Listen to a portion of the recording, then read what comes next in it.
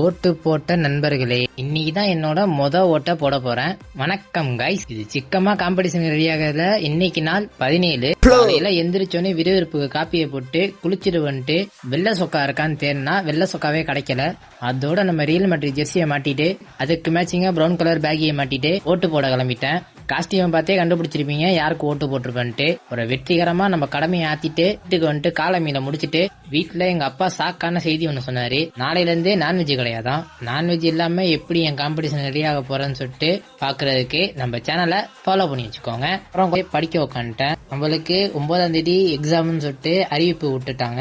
அதனால தான் படிக்கலாம்னு உட்காந்துட்டேன். போன செம்லயே 2 அரியர் இருக்கு. அது எப்படி கிளியர் பண்ண போறேன்னு தெரியல. அப்புறம் மத்தியானம் இவங்க சாப்பிட்டு இன்ஸ்டாகிராம் பக்கம் போனா நேத்து ஒரு வீடியோ போட்டிருப்பேன். நீ ஒருத்தன் கமெண்ட் பண்ணி இருந்தான்ட்டு அவனுக்கு கீழே போய் நம்ம நண்பர் நம்மளுக்கு சப்போர்ட் பண்ற மாதிரி பிடிக்கலன்னு ஸ்க்ரோல் பண்ணி விட்டு போக வேண்டியதானா ப்ரோன்னு சொல்லிட்டு டீசெண்டா தான் கேட்டிருந்தான். அதுக்கு அவன் அசிங்கமா திருப்பி பேசுவோம். உடனே நான் அவன் டிஎம் போயிட்டு உனக்கு இன்னாதாண்டா வேணும் அப்படின்னு சொல்லிட்டு கேட்டேன்.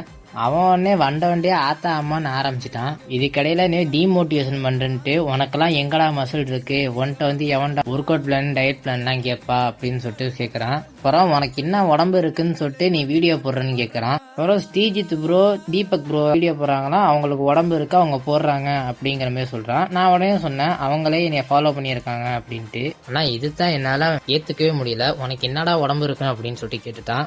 ஆனா அவனுக்கு தெரியாது நான் இப்படி 74 கிலோல இருந்து அப்படி 54 கிலோ போயிட்டு அந்த இடத்துல இருந்து இப்ப நான் 64 கிலோல இருக்கேன். பார்த்தேன் அதெல்லாம் உட்காந்து அவனுக்கு எக்ஸ்பிளைன் பண்ணிட்டு இருக்க முடியாதுன்னு சொல்லிட்டு சரி உடுப்பா எனக்கு நிறைய வேலை இருக்கு, உனக்கு இதுதான் வேலை, போய் வேற எவன்ட்டையாச்சும் கமெண்ட் பண்ணுன்னு சொல்லிட்டு முடிச்சுக்கிட்டேன். இதுக்கிடையில அவன் சின்ன புள்ளத்தனமா நீ ஏரியாவுக்கு வாடாங்கிறான்.